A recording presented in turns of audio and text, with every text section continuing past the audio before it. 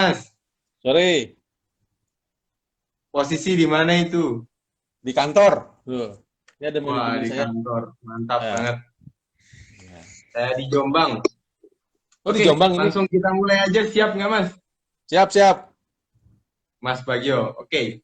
Jadi, sedekah bumi. Kali ini kita membawakan tamu yang luar biasa dari kuliner Indonesia. Sebelum Siap. kita baca profil dari narasumber, kita pembukaan dulu. Sedekah bumi itu adalah bentuk nyata gerak budaya Nusantara dalam ruang lingkup agraris dan maritim. Sedekah bumi mengajak masyarakat di seluruh dunia dimanapun itu untuk senantiasa bersyukur kepada nikmat Tuhan Yang Maha Esa. Berpijak dari gerakan budaya tradisi itulah, dari sedekah bumi, memunculkan kembali di dalam era yang baru, di tengah masyarakat yang heterogen.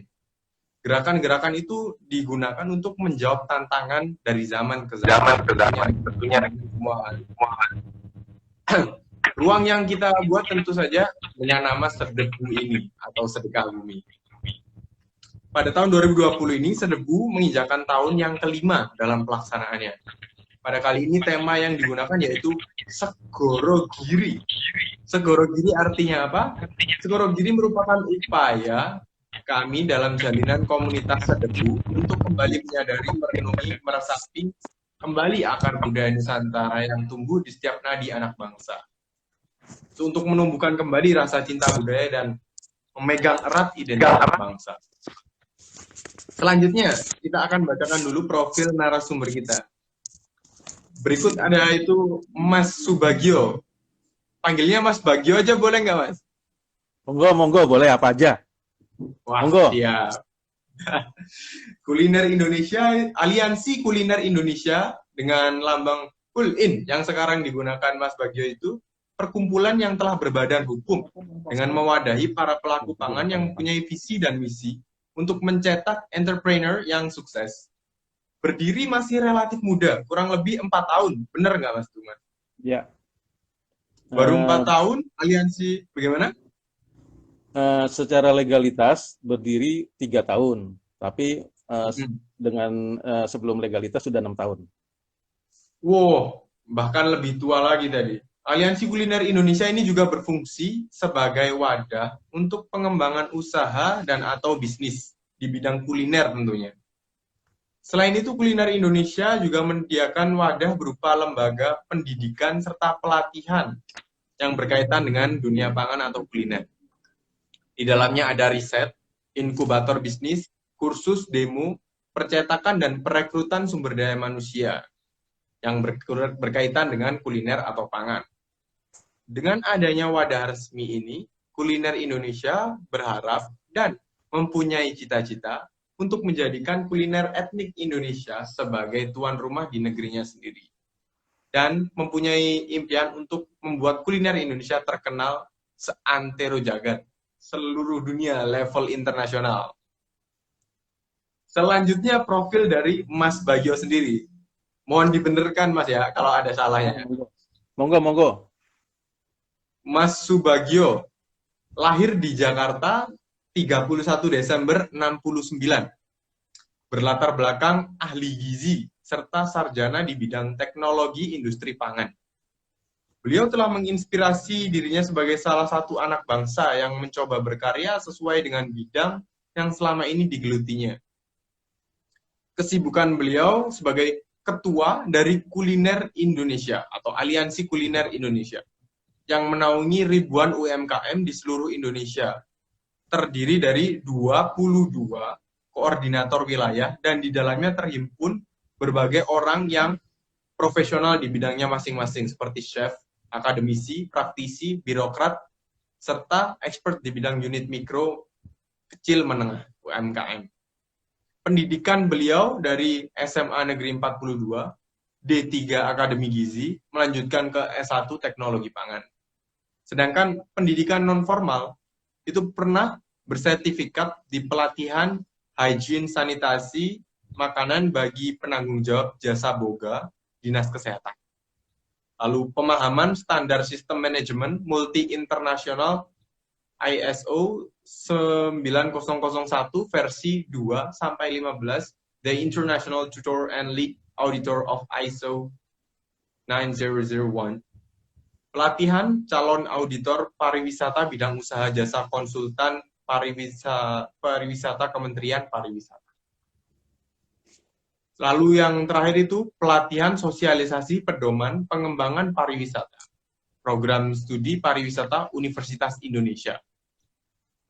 Beliau juga mempunyai karir atau pekerjaan sebagai konsultan, catering, resto, dan UMKM pangan. Beliau juga menjabat sebagai pembina kantin sehat Carrefour dan Transmart. Luar biasa. Di Carrefour juga, Mas. Ya, ya benar. Itu bisnis besar banget, itu keren. Lalu beliau juga owner pemilik Rumah Kreatif Aliansi Kuliner Indonesia serta Kedai Aliansi Kuliner Indonesia Jakarta. Pengalaman kerja yang pernah dinaungi juga penanganan makan Diklat BNI 46 Pusat, penanganan makan Diklat Kementerian Perhubungan, penanganan makan Basarnas, penanganan makan Pemda DKI. Wah, yang di... Bentar, saya kehabisan kata-kata loh ini.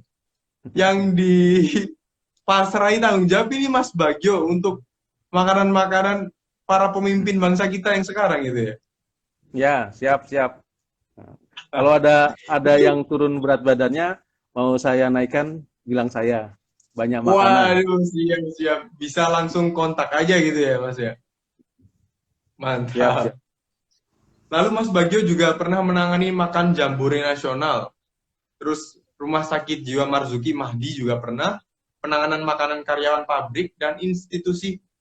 Wow, Astra, Diwaka, YKK, Aqua, Martina Berto, Hotel Haris, Hotel Ciputra, serta Suprindo.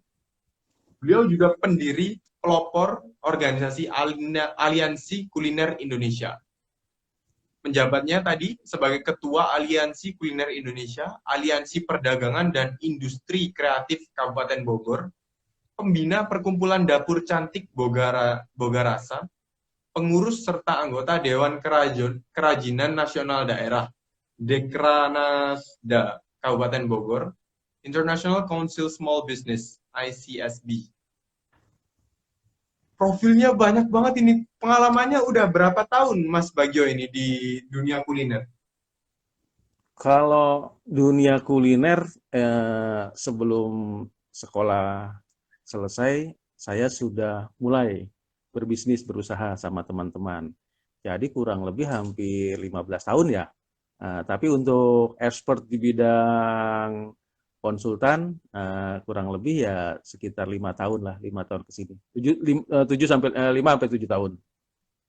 Wah, ini benar-benar sudah veteran ini ya. Saya bisa Ya. ekspektasi ini ilmu yang akan didapat ini mungkin wah bisa cocok nih buat melopor-melopor bisnis sendiri nanti. Belum selesai sampai di situ, profilnya masih beliau juga termasuk anggota Persagi, Persatuan Ahli Gizi Indonesia, serta KABOGA, Ikatan Ahli Boga Indonesia. Dan satu lagi, APJI, Asosiasi Pengurus Jasa Boga Indonesia. Seperti yang disebutkan, kegiatan atau konsultan beliau yang baru 5 tahun itu juga memiliki rekor sebagai berikut. Sertifikasi pangan, itu di ISO, SNI, PIRT, halal, Badan POM, izin resto, catering. Lalu kompetisi pangan itu juga di jaminan mutu keamanan pangan, UMKM, chef, waitress, dan lain-lain. Lalu pembuat industri SDM pangan dapur berstandar peralatan pangan, serta penyiapan SDM pangan. Sebentar Mas Bagio. Siap. Ini, oke. Cek.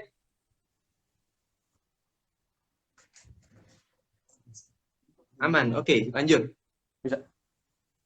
Jadi rekod sebegitu banyaknya Mas, itu baru 15 tahun pengalaman. 15 tahun udah sebegini banyaknya itu rekodnya. Belum ditulis semua itu, masih ada. Itu belum semuanya. Ya, masih ada. Luar biasa sekali. Oke. Sekarang kita langsung mulai aja berbincang-bincang sorenya ya Mas. Kita bikin santai aja lah. Siap. Jadi Mas, ada sebenarnya pertanyaan yang paling awal ini. Aliansi Kuliner Indonesia itu sebenarnya apa sih? Dan sejarah berdirinya itu seperti apa kalau boleh tahu? Nyambung, Pak. Ya, intinya Aliansi Kuliner Indonesia itu adalah inspirasi saya ketika melihat anak-anak muda, anak-anak zaman sekarang, mereka lebih tertarik menikmati menu-menu luar, bukan menu-menu khas Indonesia. Nah, inspirasi itu yang menerjemahkan, menginginkan hati kecil saya untuk membuat sebuah wadah agar mereka-mereka itu lebih lebih tertarik dengan menu-menu etnik, menu-menu daerah. Nah, Indonesia itu kaya sebenarnya. Indonesia itu dengan beragam-ragam suku, budaya, uh, itu siapa lagi yang harus kita yang bisa menjaga selain kita sendiri. Dari Sabang sampai Merauke, itu makanan ini etnik juga beragam. Dari makanannya, minumannya, hingga adat istiadat cara makannya, kaya sekali Indonesia. Nah, untuk anak-anak muda, adik-adik mahasiswa, terus adik-adik yang kini sekarang memang dalam tahap apa namanya beradaptasi dengan perkembangan zaman. Nah, ini harus kita jaga bahwa Indonesia ya harus kita jaga semuanya selain dari budaya juga dengan menu-menu tradisional etiknya. Siapa lagi kalau bukan kita? Itu inspirasi saya ketika saya buka Aliansi Kuliner Indonesia. Selain itu, ketika aliansi berjalan, tentunya kita harus berpikir bahwa aliansi juga harus punya standar, punya punya apa namanya kompetensi agar produk-produk kita, produk-produk etik tidak hanya dilihat oleh orang sebuah produk saja, tetapi juga harus memperhatikan mutunya. Nah, karena kalau tidak, kita juga akan kalah bersaing dengan menu-menu luar. Jangan ketika kita membuat sekedarnya sudah ternyata orang yang makan menjadi tidak sehat, menjadi sakit Oh iya, perut, iya. Baik, terus baik. akhirnya tidak bisa menikmati makanan etnik itu. Itu yang harus kita siapkan. Di samping itu kita harus persiapkan yang lain dengan menu-menu etnik tapi kekinian gitu. Contohnya, Mas siapa namanya Mas? Mas Lian. Iya, saya Ah, lupa pernah ketemu perkenalkan ya? diri saya juga. Ah, Lian, iya. Mas Lian, makan dari Universitas Indonesia kan, makan Iya. ketoprak di pinggir jalan, terus sakit perut, pasti tidak mau makan itu lagi kan. Akhirnya milih Mas Iya. Lian makan ke menu-menu yang ekspatriat punya karena terjamin. Nah itu yang harus kita benahi semua dari segi standarisasi, higien sanitasinya, terus kompetensinya gitu. Terus juga menu-menu itu dibuat secara kekinian, itu harus kita persiapkan. Jadi menu-menu etnik yang memang kita punyai, Indonesia kita punyai, akan lebih bermutu dan berkualitas. Bukan hanya sekedar menu yang asal kita buat dengan judul etnik, tetapi ketika dimakan tidak nyaman. Dan banyak runutannya lagi gitu. Itulah apa namanya, kita harus mempromosikan semuanya bahwa Indonesia itu kaya, Indonesia itu luar biasa. Tetapi kita juga harus mempersiapkan berbagai aspek yang ada di dalamnya. Gitu Mas Lian. Uh, Oh, kalau gitu Mas Inspirasi Bagio, kami. salah kan tadi untuk salah satunya juga menjaga menu etnik kuliner dari Indonesia. Nah, penjagaannya itu tindakan konkretnya itu seperti apa? Dan kalau boleh tahu, contoh salah satu menu yang sudah jadi inovasinya Aliansi Kuliner Indonesia itu apa, Mas? Boleh? Uh, Kemarin saya pernah kirim video dan pernah dilakukan demo di Universitas Indonesia. Menu yang kita kedepankan, yang memang kemarin lagi kita coba create untuk menjadi menu kekinian, tetapi daerah itu ada namanya menu oyek. Itu salah satu Menu oh ya. yang oyek. Oyek itu kalau orang Jawa bilang itu tiwul, mirip tiwul. Oh, Tapi dimodifikasi, bisa oyek liwet, bisa oyek dalam bentuk agar-agar, terus bisa oyek kemarin kalau nggak salah yang lebih unik adalah oyek dibuat sejenis menu menu apa menu kekinian dengan dimodifikasi sayur, buah. Jadi mereka sebut, saya lupa ya namanya. Kalau nggak salah, itu untuk orang vegetarian gitu. Hmm. Itu sebuah ide kreatif dari chef kami. Kebetulan juga kita punya chef hampir 150 orang gitu yang melakukan uji coba itu.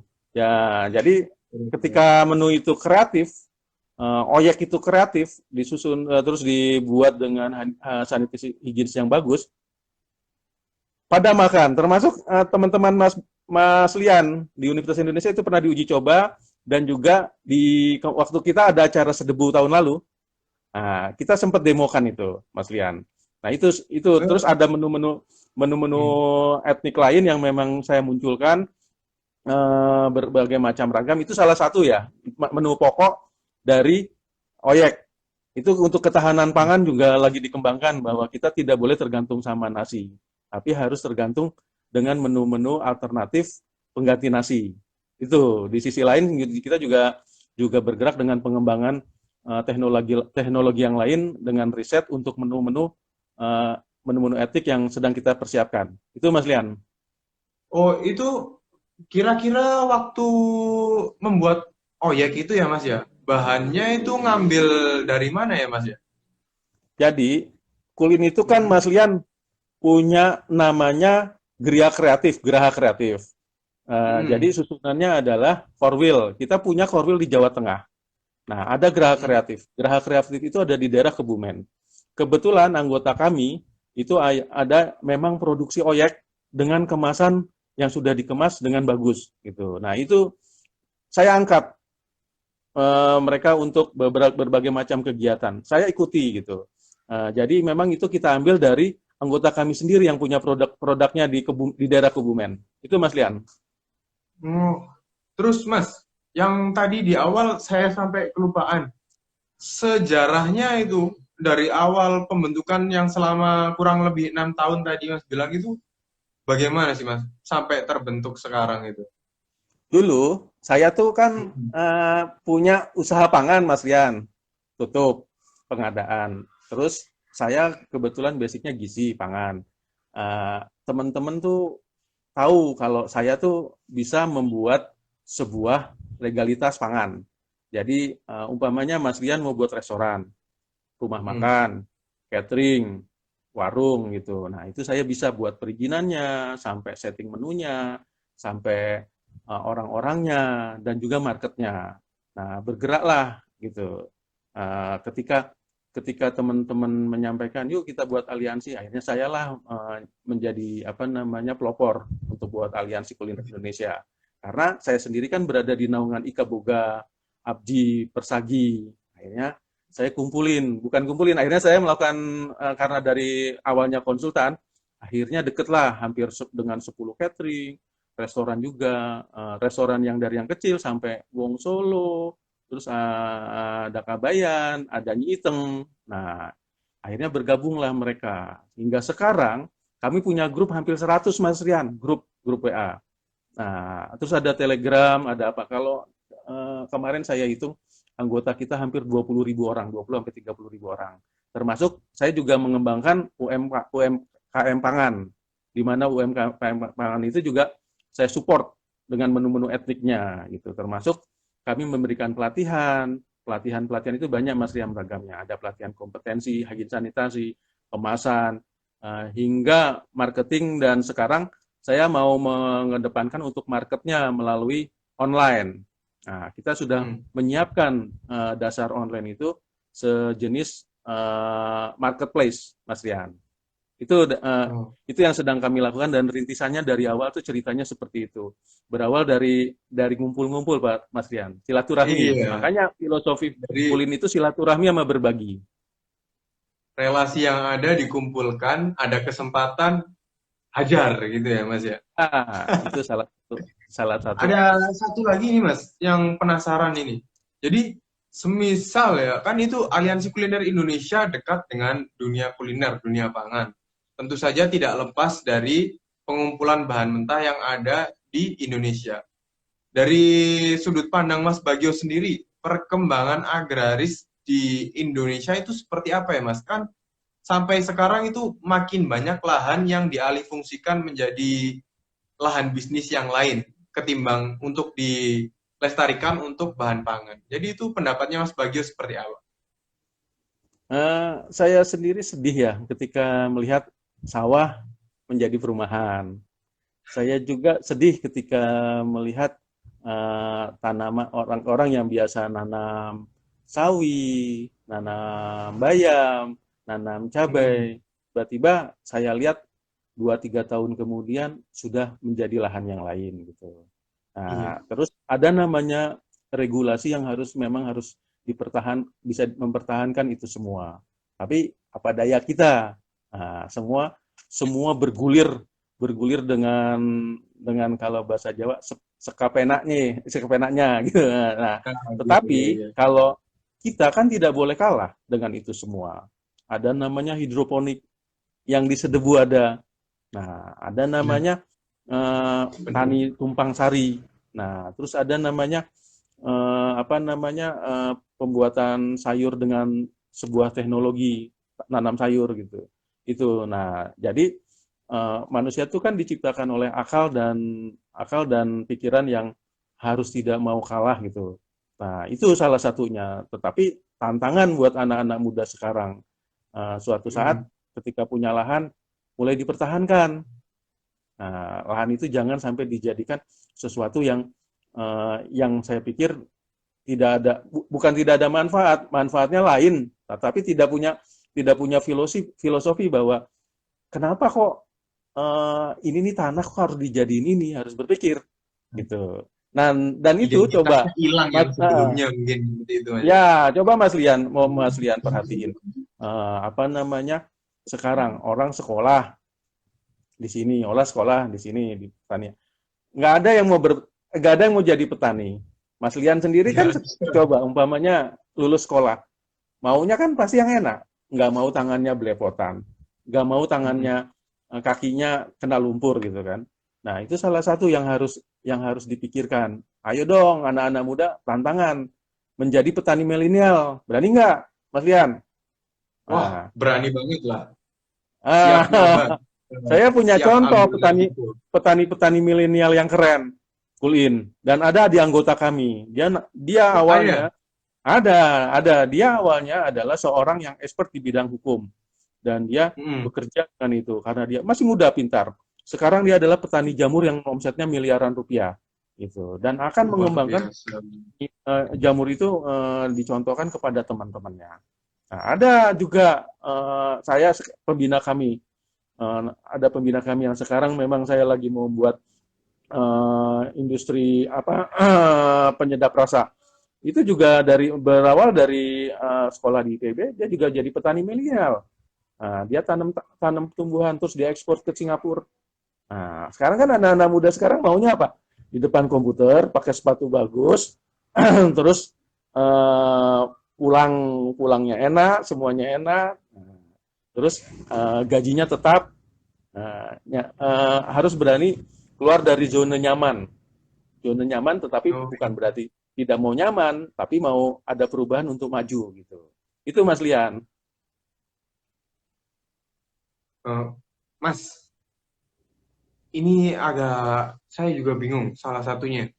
Jadi pangan kita yang ada identitasnya itu eksistensinya di dunia itu sudah cukup berdaulat atau belum ya Mas kira-kira Mas? Sedangkan kita bisa lihat sendiri kadang lahan kita aja itu kurang kurang berdaulat gitu bisa dibilangnya. Menurut Mas Bagio seperti apa? Kedaulatan pangan itu filosofinya menurut saya ada di diri kita masing-masing, Mas Lian. Kalau ditanya untuk di dunia, sudah pasti belum. Saya Mm-mm. pastikan belum. Kenapa? Mas Lian akan memilih dari Mas Lian sendiri ya saya nilai. Mas Lian kalau jalan nongkrongnya pasti saya tahu kemana. Kemana Nah, tuh? nggak keangkringan kan? Kalau jalan sama pacarnya, ngajaknya kemana? Ke mall. Hah? Ke mall Kayaknya kan? ke mall ya Di mall cari saya tahu makannya apa. Saya nggak mau nyebut namanya. iya cepat saji Nah, lah. Iya, itu salah satu hal yang terkecil kalau mau ditanamkan anak muda. Coba dong Mas Lian, sekarang nongkrongnya di warung jamu. Kita buat konsep yang unik. Nah, Boleh, ayo boleh. dong Mas Lian, nongkrongnya di angkringan, tapi angkringannya ada di mall. Warung jamunya kayak Akaraki, ada di mall buat konsep yang unik, kekinian. Oh, Ah, udah terus pikir. coba dong buat buat apa namanya TP Mendoan, minumnya jamu, nongkrongnya di mall. Diciptakan seperti itu dan tidak boleh kalah dengan luar gitu. Itu yang disebut kedaulatan pangan, Mas Lian. Gitu. Dan Oh, itu ada di dalam diri masing-masing gitu. Nah, itu ih, salah satu hal yang terkecil tapi bisa menjadi besar gitu. Dan banyak contoh-contoh kedaulatan pangan. Dari situ nanti runutannya adalah ekspor impor bahan pangan permasalahannya. Indonesia itu tempe ada di Indonesia loh, gitu. Tapi kalau iya. Mas Lian sendiri nggak seneng tempe gimana? Aduh, Pertanyaan. saya seneng kok. Nah, Saya seneng banget digoreng begitu. itu kan, itu salah satu yang Iya, harus benar-benar. harus harus dipikirkan gitu. Jadi dari kita sendiri kedaulatan pangan itu muncul, bukan dari orang lain atau bukan dari masyarakat luas. Kalau orang Indonesia tahun ini makan umpamanya ada 100 yang senang makan tempe, besok ada 2.000, besok ada 2 juta, ada 10 juta. Kedaulatan pangan Indonesia akan dipegang Indonesia gitu. Termasuk Mas Bagio. dengan membeli Hmm, bahan-bahan produk pangan lainnya gitu. hmm. Yang dari saya lihat tadi ceritanya kan dari jamu, terus tempe mendoan, yang, bentar, dari jamu, bahkan produk-produk yang bisa dibilang agak lawas gitu ya, dibawa kembali ke mall. Itu kerjanya Aliansi Kuliner Indonesia itu rintangannya bukannya banyak banget itu ya. Ya, benar, banyak Mas Rian. Nah, yang pertama adalah Rintangannya itu boleh cerita lah bagi-bagi. makanya apa namanya? Saya sedang berpikir keras bagaimana mencintai produk tempe tapi kekinian gitu kan. Nah, saya sedang menceritakan jamu, tapi jamunya adalah eh, menjadi kafetaria jamu gitu. Nah, itu Wih. tantangan. Nah, kayak Akaraki, saya punya filmnya atau videonya gitu kan. Nah, terus saya juga menciptakan bagaimana anak-anak muda sekarang nongkrongnya mulai di angkringan. Nah, anggota-anggota kami kalau meeting sekarang di angkringan. Nah, atau di Bami Jowo, Bami Jawa. Nah, atau di nasi Padang, saya akan giring mereka gitu. Nah, itu jadi sebuah pilihan mereka gitu. Dan saya kalau dibilang rintangannya cukup banyak, ya. Tetapi kan tantangan ini Mas Lian gitu bahwa kita Mm-mm. harus mengkondisikan ini mengubah mindset cara berpikir mereka. Itu yang sedang kami terapkan. Ngomongin jamu nih Mas Bagio, kan Ya, jamu itu sering dipakai orang dulu untuk ngobatin sakit, entah sakit perut, sakit kepala, dan yang lain tuh ya. Deket-deket sama dunia farmasi. Kira-kira Indonesia yang punya jamu sebagai salah satu produknya itu bisa nggak ya berdikari untuk membuat terobosan kuliner obat-obatan ini? dipastikan bisa. Mas Lian tahu jamu jago? Saya taunya brotowali, jamu legi, sama temulawak, beras kencur itu. Empat. Iya. Mas Lian tahu nggak Indonesia tuh punya industri jamu besar? Nyonya Menir, Oh Mustika iya, Ratu, iya. Heeh. Mustika Ratu, Marta Tilar, dipastikan bisa. Nah, itu tergantung tergantung diri kita masing-masing.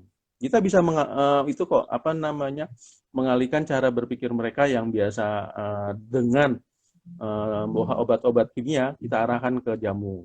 Itu Mas Lian. Dan itu kita Itu kita Mas. bisa membiasakan seperti itu ya dari diri kita sendiri. Dan insya Allah bisa, Mas Rian, kalau memang kita mau. Dan orang-orang bule sekarang pun udah mulai seneng minum jamu loh. Nah Mm-mm. itu yang Banyak bisa emang mereknya yang disukai semua ya. Lalu di ya. masa pandemi kayak gini Mas, ada peluang nggak sih jamu sebagai salah satu obat penangkal COVID-19 ini?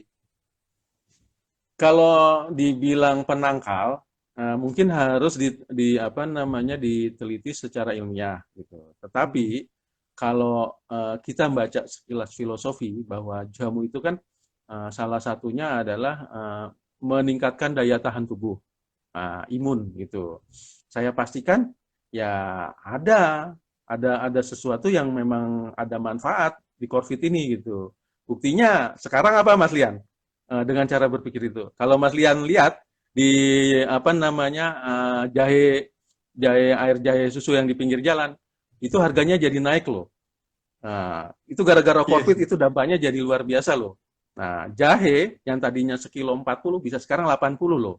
Nah, itu artinya mereka tuh tahu, oh ini rupanya ada manfaatnya juga pas pas COVID hadir di Indonesia gitu. Nah, itu yang yang secara tidak langsung ketika apa namanya obat-obat kimia ada, ternyata jamu juga diyakini bisa mencegah, bukan mencegah ya, membuat daya tahan tubuh menghadapi COVID gitu. Itu Mas Lian. Tapi untuk obat Iya, saya iya. belum tahu karena harus ada riset ya. Tadi masih berpotensi lah ya, namun belum Ada. bisa dibuktikan. Terus Mas, kan ini adanya Aliansi Kuliner Indonesia untuk menjaga identitas atau kuliner Indonesia yang etnik-etnik gitu ya Mas ya. Terus kira-kira menurut Mas Bagio penyebabnya kuliner kita itu bilangnya terancam, itu kira-kira apakah karena masyarakat mudanya, generasi muda kurang memilih kuliner sendiri, atau tindakan dari pemerintah yang kurang bisa berjalan bebarengan dengan budaya kuliner di Indonesia, Mas? Jadi kalau kita ngelihat kondisi di lapangan itu sebenarnya Mas Lian berbagai aspek Hmm. perlu kita kaji. Selain dari pemerintahannya, selain dari cara pendidikannya, selain dari produk, selain daripada apa namanya tata cara di lapangannya, atau ada momen tertentu kita menggunakan sebuah produk, itu tata caranya ya. Terus juga penilaian-penilaian lain terhadap kuliner etnik, termasuk adalah promo-promo untuk kuliner etnik. Terus membiasakan diri sendiri untuk selalu menggunakan kuliner etnik. Nah, itu menjadi faktor-faktor yang amat menentukan, Mas Lian. Bagaimana kuliner etnik itu bisa berkembang lebih cepat. Gitu. Contoh, Mas Lian, sekarang Betul, berani betul. nggak umpamanya Pemda DKI itu nyediain Hmm. makanan kuliner khas etnik Betawi setiap semua penyajiannya. Nah, contoh Kabupaten Bogor yang kemarin kita itu memang kita disuruh untuk men-setting kuliner etnik Bogor gitu dengan talesnya, dengan toge gorengnya, dengan apa namanya combronya, yang snack-snacknya, dengan minumannya, bajigurnya gitu. Berani nggak dia menciptakan tantangan itu, menerapkan? Nah, terus Bener, berani nggak buat bener banget pemerintah tuh. pemerintah regulasi? Nah, sekarang untuk anak mudanya, Mas Lian, berani nggak mulai nanti malam nongkrongnya di angkringan, makannya ketoprak, gado-gado, tempe mendoan gitu. Terancam tuh. Nah, itu singkong rebus, bajigur minumnya, bukan bukan soft drink gitu. Nah, berani nggak Mas Rian itu? Terus di lingkungannya juga, setiap di rapat, di sebuah acara. Contoh yang paling bagus adalah acara sedebu. Mbak Woro itu menerapkan Hmm. sesuatu yang menurut saya itu luar biasa. Pernah kan lihat Apa itu? makannya apa? Menunya apa, Mas Lian? Menunya sayuran sendiri. Sayuran sendiri, terus ini apa namanya kacang kacang rebus, pisang Hmm. goreng, pisang, apa namanya pas apa singkong, Ya, terus ada suun juga pernah. sukun, gudeg, terus pakai Iya. sambal, pakai apa daun pincu. Nah itu Iya, dipikir-pikir selalu itu kalau nggak salah. ya Bener-bener jangan Mas Lian. menjaga. Ya, jangan Mas Lian, Mbak Woro nyediain itu, tiba-tiba teman-teman nenteng pizza. Nah, itu nggak bagus Nah, kan? iya benar. Nah, itu salah satu yang memang harus dirubah mindset pola berpikir anak muda kita. Nah, Tindakan itu kecil berdampak besar ya. ya, di satu sisi penyajiannya juga harus dikemas kekinian. Karena saya pernah ngelihat Mas Rian makanan yang Hmm. unik tapi tradisional, anak muda seneng gitu. Contohnya di Bogor, dikemas Mas Rian enak, minumannya bajigur, bagus keren. Pas dicolek apa? Itu singkong, singkong. Iya, nah dikemas enak. Nah singkong dikemas enak, bagus, dibuat unik. Itu. Nah, itu salah satu yang memang harus harus kita coba buat inovasi-inovasi kreatif. Nah, bahwa kita tidak kalah kok menunya dengan menu-menu luar gitu, Mas Rian. Nah, itu. Mas, Indonesia ini kira-kira bisa nggak sih swasembada pangan sendiri gitu? Kalau pertanyaan itu harus yakin bisa. Indonesia tuh kaya loh, Mas Rian. Pernah dengar lagu nggak? Ya, Nah, bukan ditancap. lautan, bukan ya? Ah, iya Nggak itu betul. ya? Iya. Bukan Eh, lautan. hanya kolam susu ya. Terus itu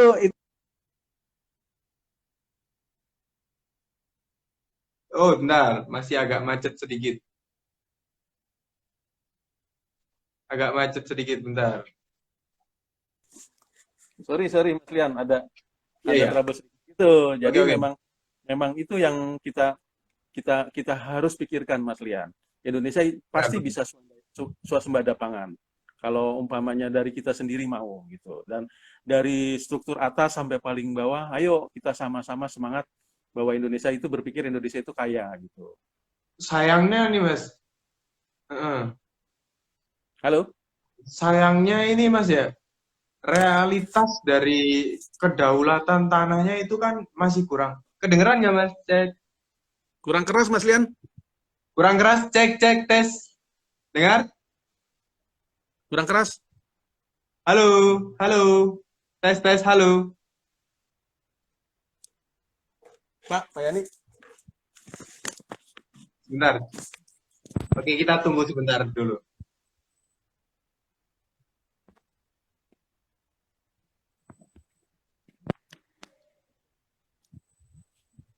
Mas Lian? Cek, cek. Udah terdengar? Kurang keras, aduh. Oke, oke, oke. Sambil kita tunggu. Hmm. Kok nggak ada suaranya, Mas Lian? Ya, Halo, dengar-dengar cek, pelan. cek. Ya, Dengar? Pelan. Jadi, oke gini aja. Kan itu tadi emang benar kita harus positif, kita harus optimis tentang swasembada pangan Indonesia. Namun realitasnya itu Mas, kedaulatan lahan dan lautan atau perairan kita itu masih sangat sulit. Sehingga muncul inovasi baru hidroponik. Apakah kira-kira itu hidroponik yang akan menyokong swasembada pangan Indonesia atau lahan kita sendiri apabila dilancarkan fungsinya menurut Mas Subagio? kalau kalau kita berpikir taktis dan strategis, pasti kita Hmm, harus memperhatikan semua aspek itu, Mas Lian. Tapi kenyataannya kan kita tidak bisa menghindari keadaan di lapangan. Keadaan di lapangan benar-benar. itu akan berubah dengan cepat gitu. Nah, sekarang siapa yang bisa jamin Jakarta itu sekarang sawah sudah hampir tidak ada. Dulu ada umpamanya sekitar 30-40%. Sekarang sudah tidak ada sama sekali karena perubahan zaman gitu.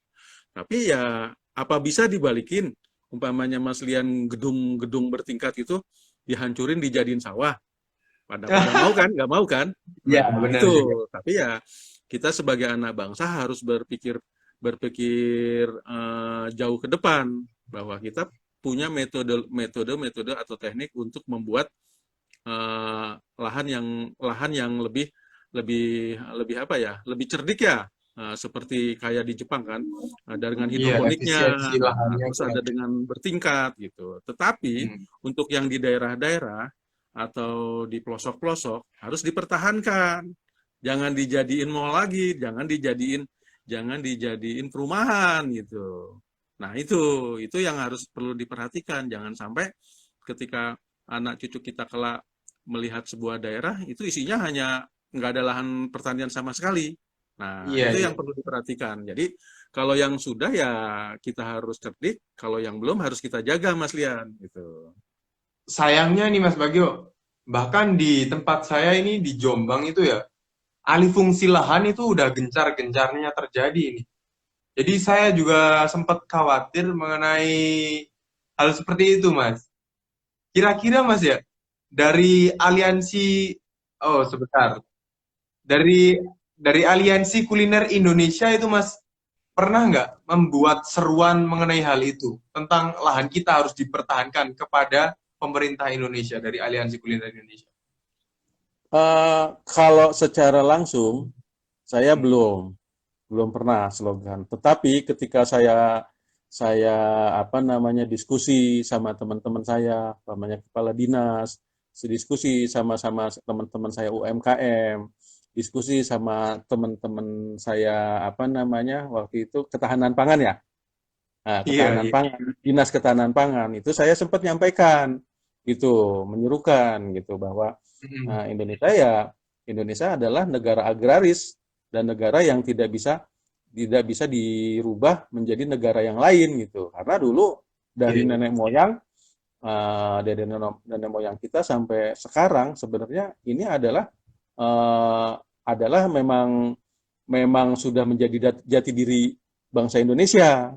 Beda Mas Lian kalau ngelihat Singapura. Singapura bukan negara agraris gitu. Nah, beda Mm. umpamanya ngelihat Arab Saudi. Arab Saudi juga bukan negara agraris. Kenapa Mas Lian? Karena tanahnya tidak subur. Nah, Indonesia yang diwarisi di daerah Katulistiwa dengan curah hujan yang cukup besar itu adalah anugerah terindah gitu. Dan itu harus dipertahankan. Itu tidak dimiliki oleh negara lain. Itu sebenarnya yang harus dikedepankan bahwa Allah mengasih apa? Menurunkan Indonesia di negara Katulistiwa harusnya kita bersyukur. Jangan sampai kita mati di lumbung padi gitu. Nah, itu yang harus ditanamkan oleh anak-anak muda sekarang. Itu Mas Lian. Jadi insya Allah kalau kita mau Indonesia juga akan tetap menjadi negara agraris. Itu Mas Lian. Iya, emang susah ya kalau kita bandingkan dengan yang sudah harmonis antara rakyat kecil dan pemerintahannya itu ya. Seperti di Singapura akhirnya maju, di Jepang pemikirannya juga maju. Kira-kira Mas, untuk pesan terakhir dari Mas Bagio di dalam diskusi kita ini, bukan terakhir yang terakhir. Dalam diskusi kita ini, Mas Bagio itu pesannya dan harapannya baik ke pemerintah, ke anak-anak muda, ke bisnis UMKM dimanapun itu, agar kita itu bisa maju itu bagaimana Mas harapan dan pesannya? Eh, Satu pesan saya, Indonesia adalah Indonesia. Indonesia tidak boleh dirubah menjadi negara lain. Indonesia itu kaya, Indonesia itu beragam dari Sabang sampai Merauke. Indonesia itu dengan menu-menu etnik, menu-menu makanan, minuman yang luar biasa. Saya sarankan untuk adik-adik sekalian bahwa semua itu adalah dari dasar awal dari pribadi kita masing-masing, dari individu kita. Ketika kita mau menjadi Indonesia yang tetap Indonesia adalah dari kita sendiri. Jadi jangan sampai dirubah menjadi negara lain. Ketika Benar. ada perubahan, pasti Indonesia bukan Indonesia. Dan itu kita yakini. Saran saya, semua itu adalah dari diri kita masing-masing. Indonesia memiliki jati diri yang luar biasa, ya dari kita sendiri, bukan dari orang lain. Termasuk Benar, benar. kecintaan kita terhadap kuliner etnik Indonesia bukan dari yang lain, tapi dari kita sendiri. Itu saran dari saya. Semoga adik-adik sekalian mulai hari ini coba ketika di jalan atau di mana mulai menikmati kuliner etnik Indonesia yang dicari yang di kepalanya mindsetnya harus dirubah. Itu dari hal yang kecil. Ketika Indonesia harus jadi Indonesia. Luar biasa. Mantap sekali, Mas. Tidak terasa kita diskusi udah hampir 50 menit nih, Mas. Tadi pesan terakhir juga udah disampaikan. Kita akan bertemu lagi mungkin di kesempatan selanjutnya, Mas Bagio. Siap. Luar biasa. Siap. Ini Ya, ini sedepu ide-ide, lima, ya. ya ini ide kreatif.